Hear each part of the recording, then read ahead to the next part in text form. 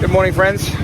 So, Srinagar, and specifically this lake, Dal Lake, have been called the Venice of India. And you can see why. Alright, so I'm going to have to be rather circumspect today because I am not paid until Monday. I have X amount of cash on me, but I can't go eating Chinese, so I'm going to a chicken point, just going to have some chicken tikka. I'm reliably informed that to get up to Shankarachaya temple, just on the top of the hill, you can't actually walk there. You have to get a tuk-tuk. So that'll be some fun negotiation. But first of all, I am hungry, so...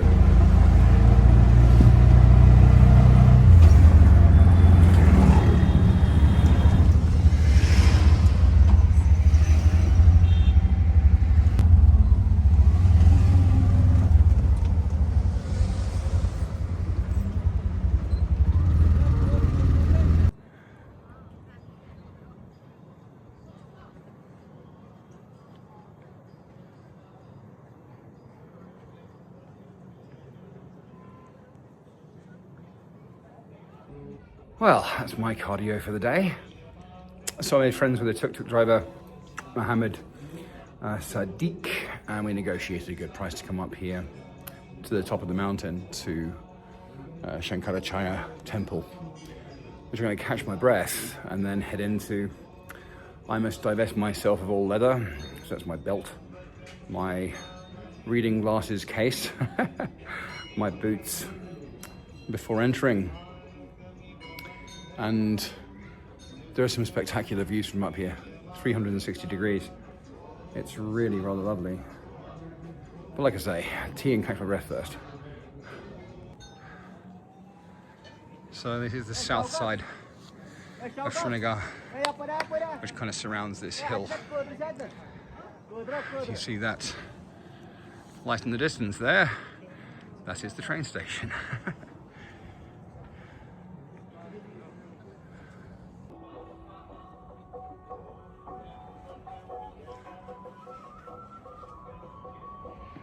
The north side of the city with the lake below, which of course is where I'm staying. It's a little hazy today. It must be epic on a clear day, but you can see the peaks above the clouds there. Yeah. And seeing as how I always seem to forget to take a selfie for the thumbnail for these things, I'm going to do that now. Okay, so before I go into the temple itself, a little bit of history.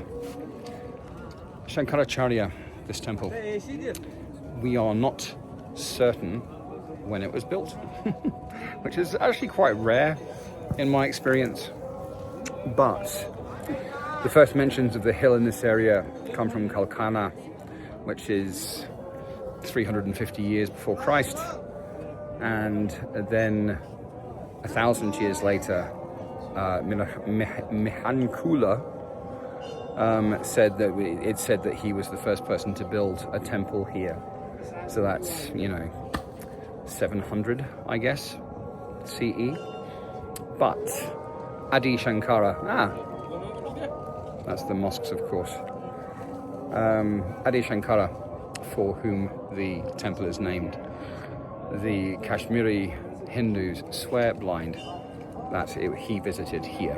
And considering that Adi Shankara was a poet, a student, an academic, a mystic, and a holy man who is, credited really with shepherding India into modern Hinduism, we would call him a very senior saint, of course, a very holy person.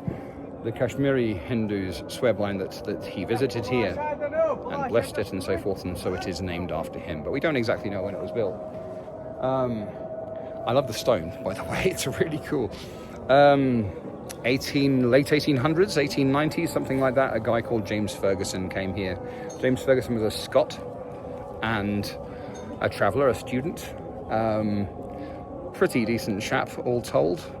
And he estimated the actual temple itself to the late 17th, early 18th century. Now that is disputed, but that's what he came up with. Those who dissent say that that may be true, but essentially the foundation and the steps and the hill itself and all of that was way before that. Sorry for the interruption. It's the muezzin calling the faithful to prayer is just a chorus all around me from here. That's incredible.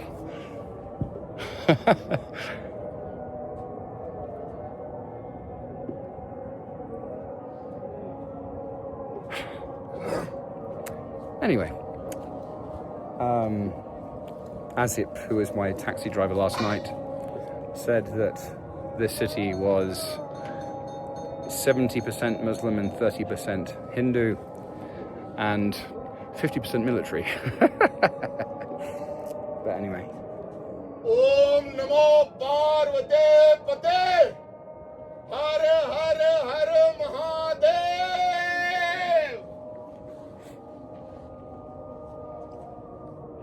That was, if you like, a Hindu answer to the Muslim call to prayer. Anyway. So I was about done with the history, really. This place, it reminds me a little bit of Scotland because of the stone here. I like that. I'm forced to wonder if Ferguson thought the same thing. I'll just add one piece of information in your this thing. This river locally is called Jhelum. Jhelum? Jhelum. Okay. Its original name is Vitasta. Thank you, brother. And why I'm telling you is because in India, lot many names after Muslim rules of course got changed. I understand. This is the same story. Okay. Dhanyavad bhaiya. Huh? That guy is ever so slightly like taking the power back. But anyway, so as I was saying, we're not absolutely certain on the age of the temple itself, but it is sacred. There's a gazebo down there. I might catch it in a bit.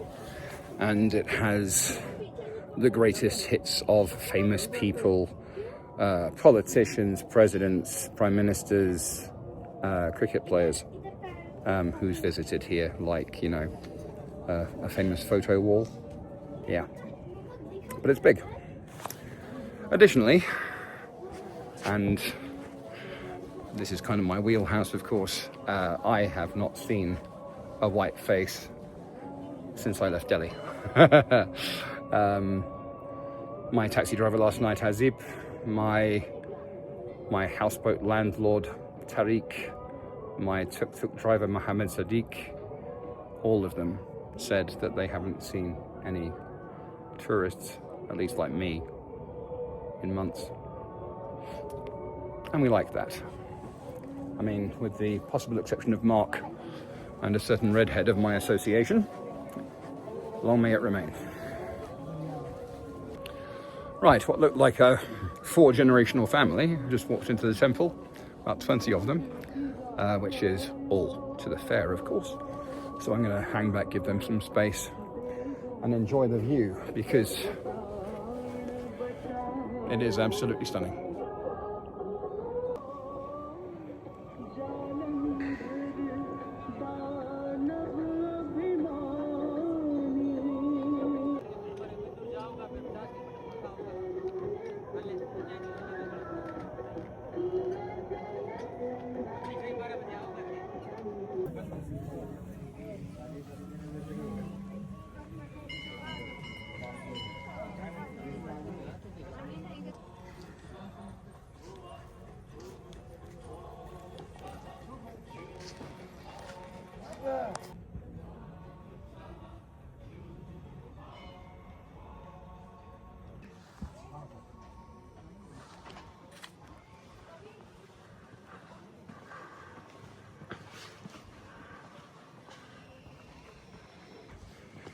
There are 240 steps leading up to the temple itself from the road.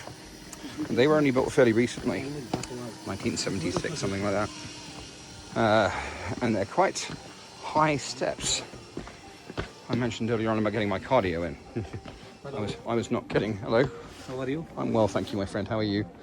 Fine.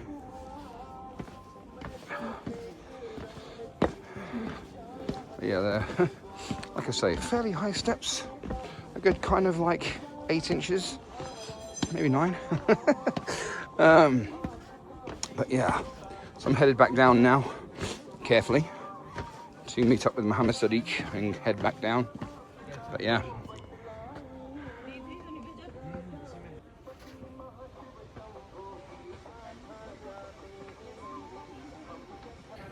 Now, of course, we know why these steps are so steep.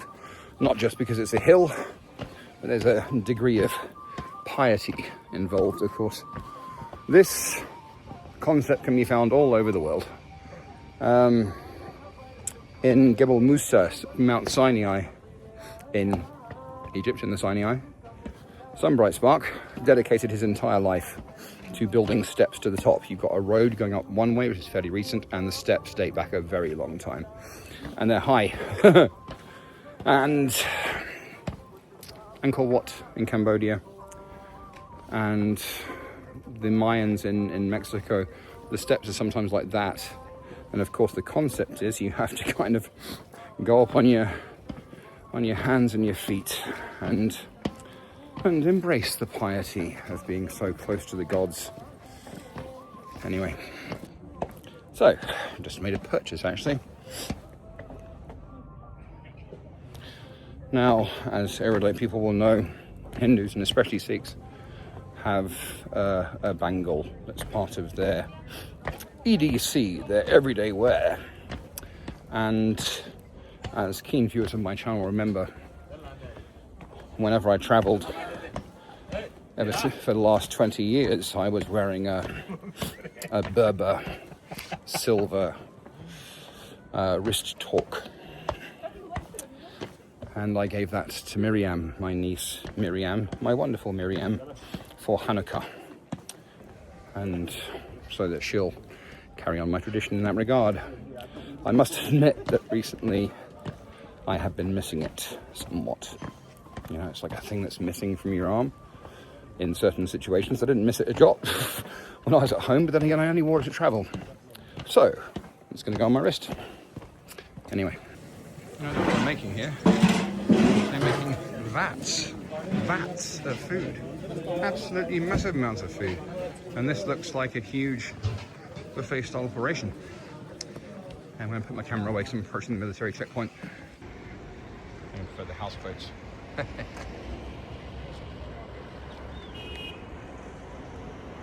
This is my driver, Mohammed. Yes. We're going to go around tomorrow as well. Okay. The lake is a so many beautiful places and if you want to go there, I will make you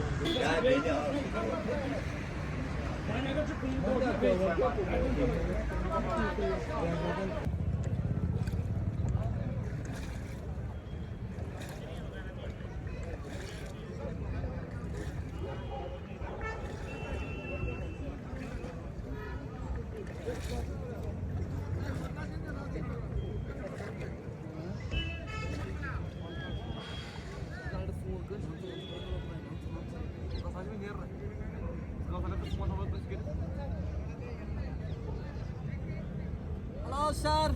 How are you? I'm well, thank you, brother. Where are you from? I'm British. British? No.